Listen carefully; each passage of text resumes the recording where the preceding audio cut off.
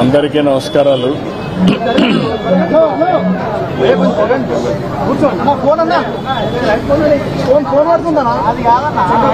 కొద్దిగా దొరుకోండి మా తమ్ముళ్ళు, కొద్దిగా దొరుకోండి. అందరికీ నమస్కారాలు. ఈరోజు కోట శ్రీనివాసరావు గారు చనిపోవడం చాలా బాధాకరం. మొన్నటి వరకు చాలా ఉత్సాహంగా చలనచిత్ర పరిశ్రమకు ఎనలేని సేవలు అందించిన వ్యక్తి. 40 సంవత్సరాలు నటనంటే ఏ విధంగా ఉండాలనో నటించి చూపించిన వ్యక్తి కోట శ్రీనివాసరావు గారు. వారితో నాకు దగ్గర సన్నిహిత సంబంధాలు ఉన్నాయి.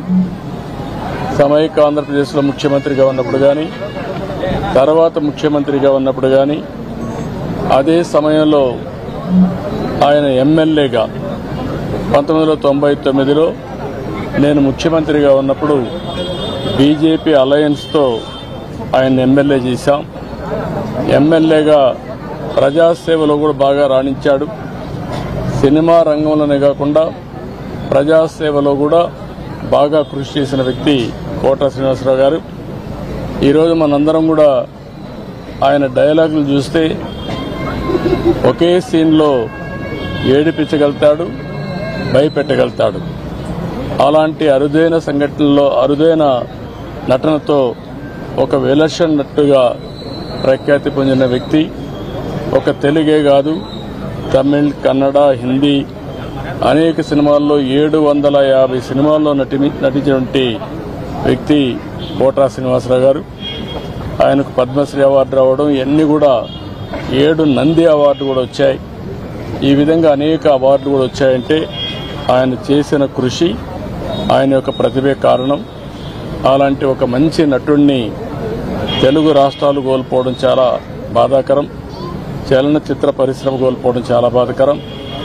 అలాంటి వ్యక్తి పట్ల నా మరణం పట్ల నా ప్రగాఢ సానుభూతి తెలియజేసుకుంటూ, వారి కుటుంబ సభ్యులకు నా ప్రగాఢ సానుభూతి తెలియజేస్తూ వారి ఆత్మకు శాంతి కలగాలని భగవంతుని మనస్ఫూర్తిగా ప్రార్థిస్తున్నాను.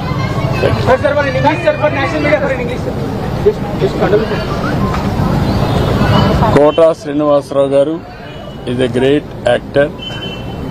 Nobody can compensate his death, replace him. He worked for the last 4 decades.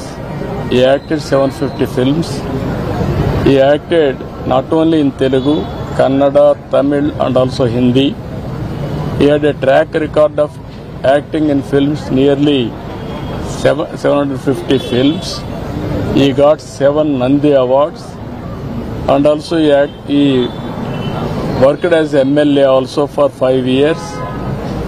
I was very happy to associate with him as public representative.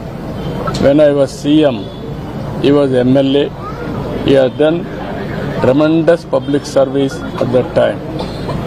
Today, we are all unable to digest his death.